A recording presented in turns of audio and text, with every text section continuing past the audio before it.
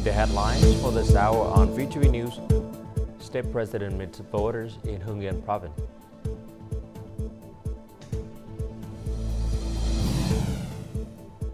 Prime Minister meets with South Korean top leaders.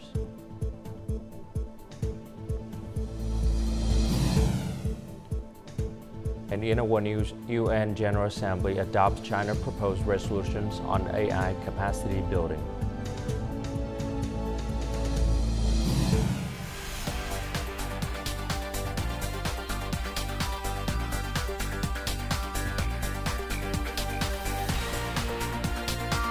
Broadcasting from Hanoi, the capital of Vietnam. VTV News starts right now. Hello, it's 8 a.m. local time in Hanoi, and you're watching VTV News. State President Tô Lâm met voters in Hyun City, Hyun Province on Tuesday morning after the 7 sessions of the National Assembly. More to follow. Representatives of voters congratulated State President Tô Lâm on being entrusted by the party and National Assembly with his new role. They also highly appreciated the results of the 7th session when the National Assembly completed a large amount of work on legislation, promoted socio-economic development, and ensured national defense and security. At the meeting, the State President answered many voters' questions. Many serious fires have occurred consecutively. I propose focusing more on human resource training in fire prevention and fighting. The more developed the society is, the more important the work of fire prevention, fighting and rescue is. 80% of the recent fires are due to electrical short circuits. It is thus not just a result of households incorrectly using or purchasing faulty electronics, it is also because of electrical companies. The state of the wiring and the additional installments all run over capacity, resulting in fires. This must be conveyed to the public. When publicizing plannings online, some localities have posted almost all their information, but many localities have not fully complied with this, causing difficulties for businesses and people. Overlapping planning information must be avoided for the common good. All people and businesses should have information on the location of urban, rural, and residential areas, factory sites, schools, and cultural and social development areas. No one should have to have personal involvement in this matter. State President Tô Lâm also discussed the salary reform, the major topic that voters and people across the country are very interested in. This includes pension adjustments and some allowances starting from July the 1st. Great efforts are being navigated toward this salary increase to improve people's lives and reform the salary system. The salary must serve to encourage labor, high productivity, and locals in making contributions to the community. We care for people in difficult circumstances but also cannot encourage laziness. Therefore, adjustments are made to ensure equity and harmony in the policy. Many people were excited to receive the new salary, but along with that, social management fees must not increase. The State President hoped to continue receiving support and feedback from voters to fulfill his role as the State President, representative of the people. Together with other party and state leaders, he hoped to contribute to the country's achievements. On this occasion, the State President presented 50 sets of computers to the city and brought gifts to 2 policy families. Prime Minister Ching held talks with South Korean Prime Minister Han Duck-soo on Tuesday afternoon. The meeting took place on the occasion of Prime Minister's official visit to South Korea. South Korean Prime Minister Han Duck-soo welcomed the first official visit to South Korea by a senior Vietnamese leader since the two countries upgraded their relations to a comprehensive strategic partnership. Prime Minister Ching thanked the South Korean leader and government for the sincere reception and respectfully conveyed the greetings of Party General Secretary Nguyen Phu Trong and senior leaders of Vietnam. At the talks, the two leaders reviewed the achievements and substantial progress of the bilateral relationship since the upgrade to comprehensive strategic partnership. The two sides agreed to promote delegation exchanges at all levels and channels, strengthen cooperation in defense and security, and cooperate closely on bilateral agreements and multilateral mechanisms. They also emphasized the importance of resolving conflicts by peaceful means, according to international laws, including the UNCLOS 1982. The two prime ministers also affirmed the need to closely coordinate and soon complete the goal of increasing bilateral trade turnover to $100 billion by 2025 and towards the target of $150 billion by 2030. The South Korean leader said that South Korea prioritizes supporting Vietnam in human resources training in the industrial sector through non-refundable development assistance from the Korea International Cooperation Agency, and commits to further expanding the scale of non-refundable aid. He also agreed to increase the quota for Vietnamese workers and assured South Korea's support for Vietnam in successfully organizing the Green Growth the Global Goals 2030 Partnership Conference next April. Prime Minister Pham Ching suggested that the Republic of Korea continue to open its doors to Vietnam's specialized products such as processed foods, agricultural and aquatic products, and seasonal fruits. He also encouraged South Korean enterprises to expand investment and strengthen the construction of research and development centers in Vietnam. The Vietnamese leader also asked the South Korean government to facilitate mechanisms to support the Vietnamese community in the host country. Immediately after the talks, the two prime ministers witnessed the exchange of 9 cooperation documents between ministries, branches and agencies of the two countries. During his official visit to South Korea, Prime Minister Phie Ching met with South Korean President Yoon on Tuesday. More on this in the following story. At the meeting, Prime Minister Pham Ching suggested increasing exchanges of delegations at all levels and continuing to regularly implement cooperation mechanisms in diplomacy, defense, and security. He suggested that both sides encourage South Korean enterprises to increase investment in sectors such as semiconductors, digital transformation, green transformation, and biotechnology in Vietnam. The Prime Minister also proposed promoting loans from the $2 billion Economic Development Cooperation Fund to develop strategic infrastructure. President Yoon proposed creating optimal conditions for South Korean enterprises to participate in key projects in Vietnam. He affirmed South Korea's commitment to supporting Vietnam in training human resources for the semiconductor and high-tech industries, as well as in developing the cultural industry. President Yoon also pledged South Korea's support for Vietnam in successfully organizing the Green Growth and the Global Goals Partnership Summit next year. The two sides agreed to cooperate closely to protect the legitimate rights of citizens residing in the other's country. They aim to help these citizens stabilize their lives, ensure their safety, and provide support to Vietnamese Korean multicultural families. Earlier, Prime Minister Phie Ching met with the Speaker of the National Assembly of the Republic of Korea, Woon-sik. The two leaders agreed to further strengthen cooperation between the two national assemblies, promoting exchanges between parliamentarians and young parliamentarians of the two national assemblies, and leveraging the role of friendly parliamentary groups in each country.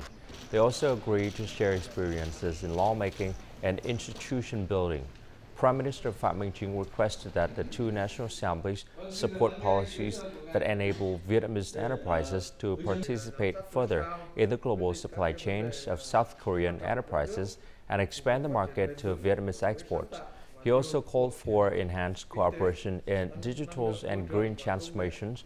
Speaker Woon-sik affirmed that the South Korean National Assembly will closely cooperate with the Vietnamese National Assembly to support the two governments in implementing the action program under the new relationship framework.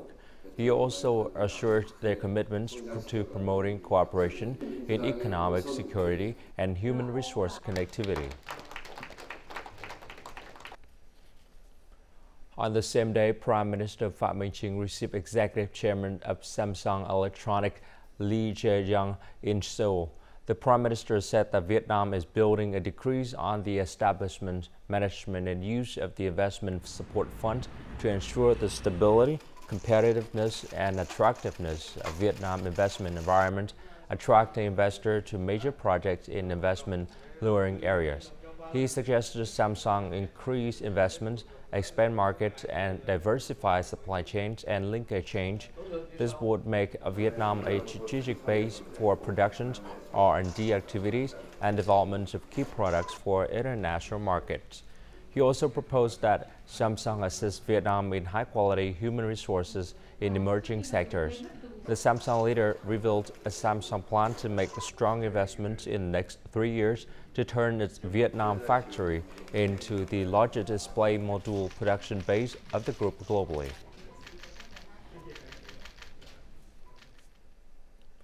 On the occasions of the 77th anniversary of War Invalids and Martyrs Day, National Assembly Chairman Chen visited and presented gifts to families of policy beneficiaries and people with meritorious services to the revolution in Cần Thơ City. He also visited and worked with the party committee and the command of Military Region 9 on the occasions of the Vietnam People's Army's 80th founding anniversary and the 35th anniversary of the All People's National Defense Day. Cần Thơ currently has 38,400 veteran policy beneficiaries, of which there are 20 Vietnamese heroic mothers and 14 heroes of the People's Armed Forces still living. Nearly 5,000 relatives of martyrs, wounded soldiers, sick soldiers, revolutionaries, resistance fighters infected with toxic chemicals, or imprisoned or exiled by the enemy are receiving monthly allowances. National Assembly Chairman Chen presented 50 gifts to families of policy beneficiaries and those with revolutionary contributions. He highly appreciated Cần Thơ for allocating a large amount of funds to care for policy beneficiaries and those with revolutionary contributions. The National Assembly leader was pleased to see the city's many outstanding socio-economic results and believes that with a special mechanism and the 4 recently amended laws, that Cần Thơ will accelerate its development. The city should focus on implementing Directive Number 14 of the Secretariat on strengthening the party's leadership over the work of people with meritorious services to the revolution. It should also effectively implement policies on adjusting pensions, especially for the retired, and preferential allowances for people with meritorious services and social allowances from July 1st. Also on the Vietnam People's Army's 80th founding anniversary and the 35th anniversary of the All People's National Defense Day, National Assembly Chairman Chen visited the Military Region 9. He requested officers and soldiers in the command strengthen people's trust, promptly address arising problems, prevent hot spots from emerging, and avoid being taken by surprise. Earlier, the National Assembly leader visited and presented gifts to a Vietnamese heroic mother and a revolutionary soldier who was imprisoned by the enemy.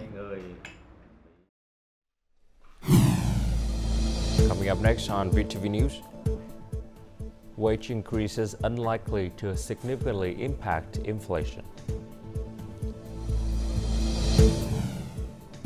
Ensuring clean water for rural population in Tây Ninh.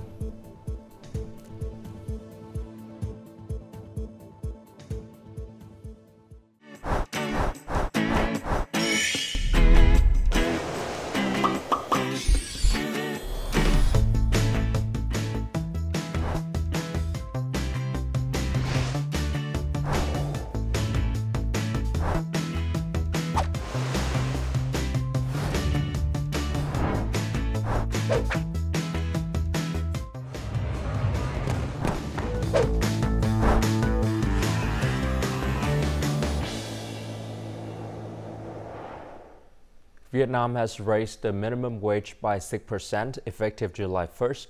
Despite the substantial increase, economic experts believe that the impact it has on inflation will be minimal.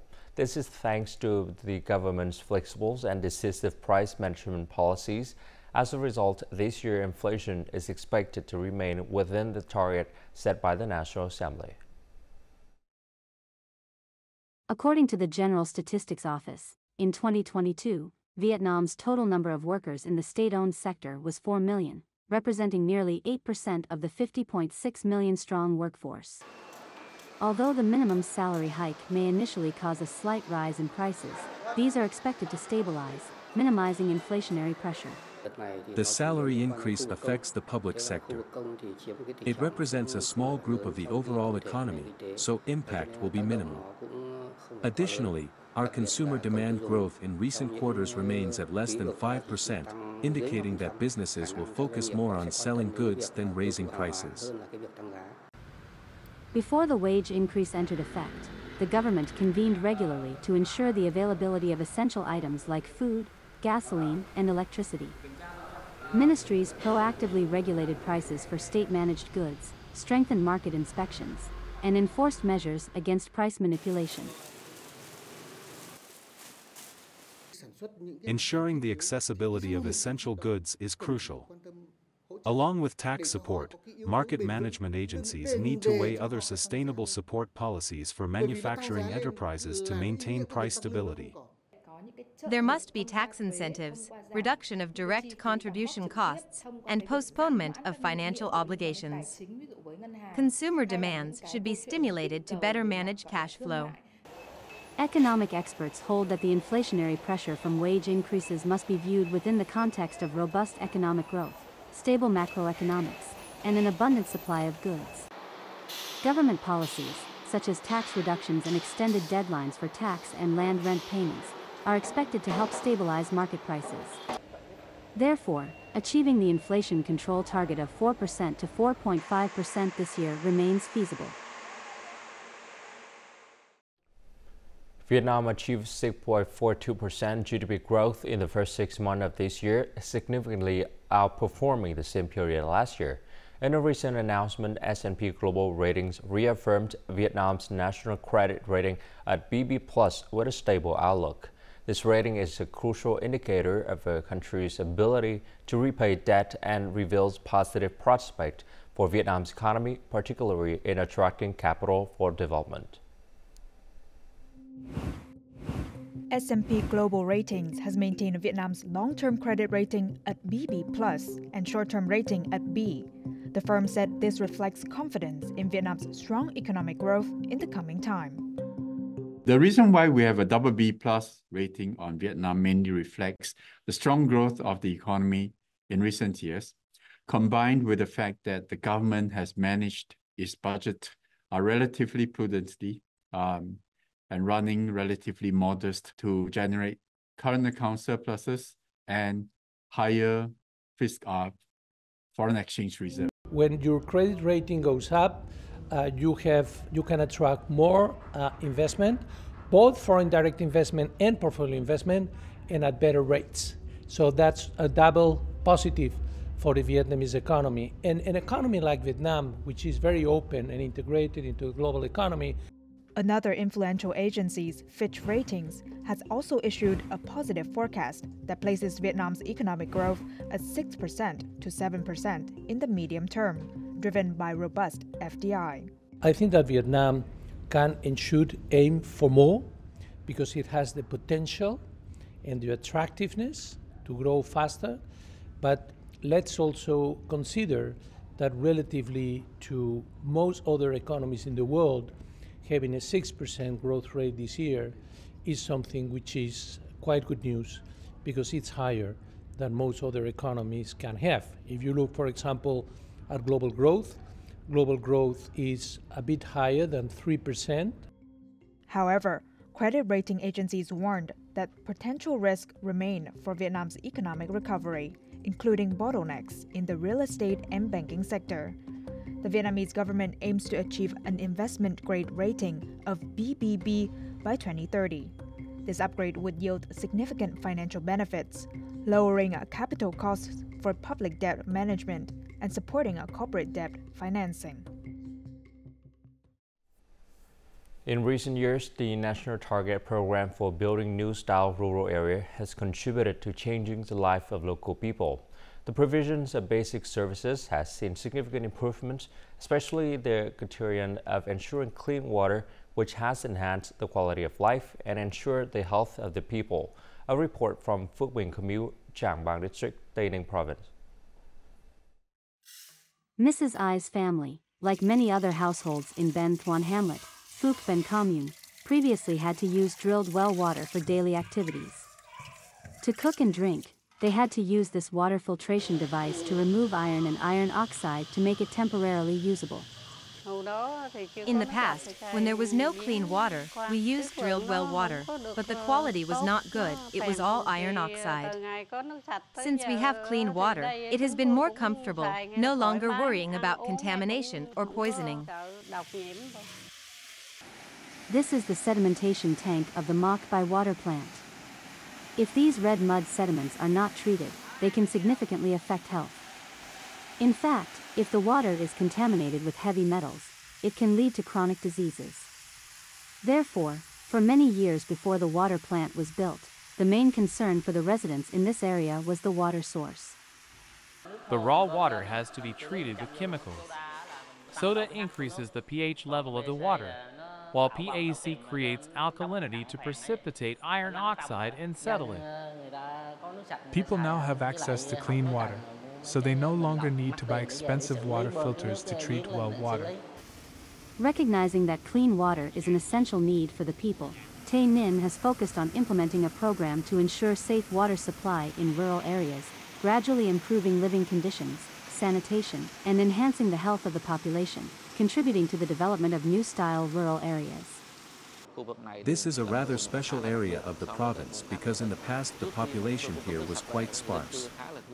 But in the near future, the plant will ensure clean water for the entire Mok Bai border economic zone, helping increase population density, with more workers and business people gathering here. As of the first half of 2024, 99.6% of the rural population in Tay Ninh has access to clean water. The province is also submitting a project for approval by the Prime Minister for Sustainable Rural Clean Water and Sanitation and Climate Change Response, aiming to serve the clean water for about 27,000 households in 16 communes of Tan Bien, Tan Chau, and Chau Ton districts in Tay Ninh province. Coming up next in our War News. Candidate access French runoff to block far right from power.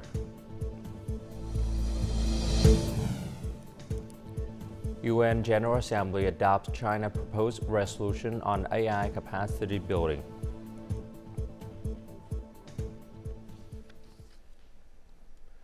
At least 200 candidates have stood down ahead of French runoff election as President Emmanuel Macron and a left-wing alliance seek to block the far right from winning a majority. The French President Emmanuel Macron's centrist camp and a left-wing alliance rushed to prevent the far-right National Rally Party from winning an absolute majority of 289 seats in the 577-seat National Assembly. Historically, in French parliamentary elections, when facing the far-right, traditional right-wing and left-wing parties have reached agreements to withdraw candidates from a runoff round to avoid dividing the vote. The 78th session of the UN General Assembly on Monday unanimously adopted the resolutions on strengthening international cooperation in capacity building of artificial intelligence. The resolution was proposed by China and co-sponsored by over 140 countries. It emphasizes that the development of artificial intelligence should adhere to the principles of being human-centered and should benefit humanity. It encourages international cooperation and practical actions to help countries, especially developing countries, enhance their representations and voice in global AI governance.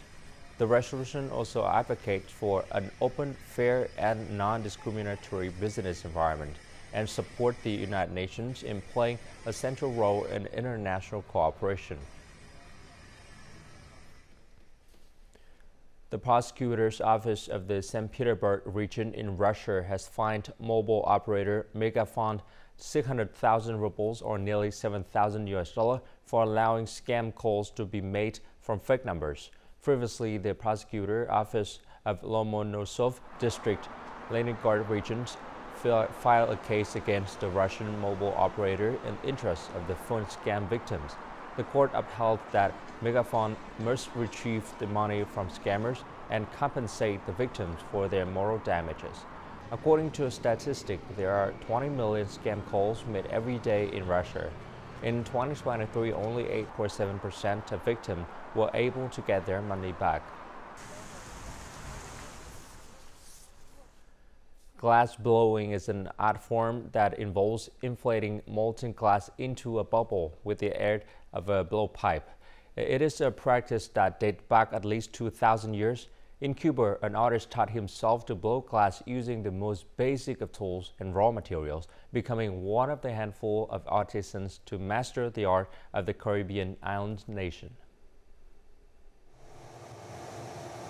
Eduardo Viciana toils daily at his trade, heating his glass in 3 handmade brick ovens, then blowing them into exquisite and colorful forms to lamps, ceiling lights, sculptures, and containers.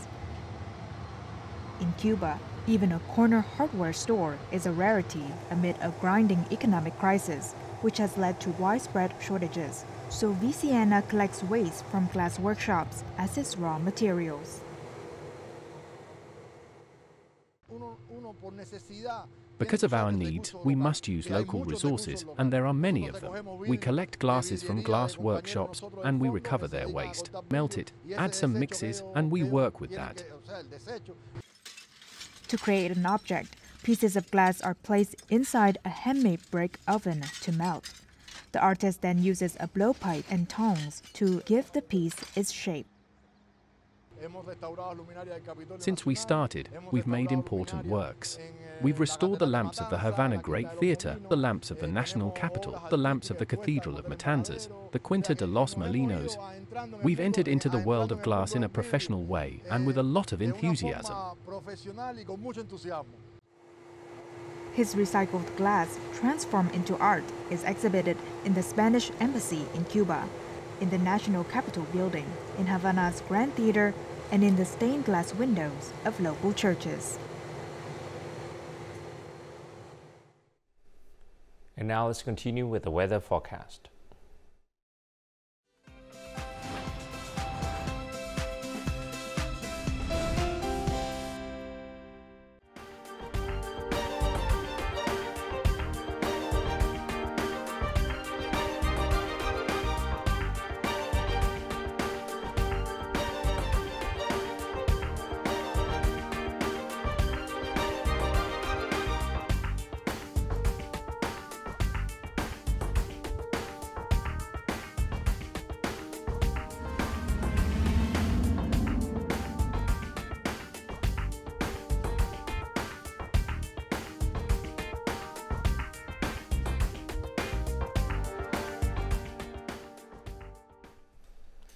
And that's it for this hour on VTV News. To rewatch our program, you can log on to VTVgo.vn or download our mobile application VTVgo. Thanks for watching and goodbye for now.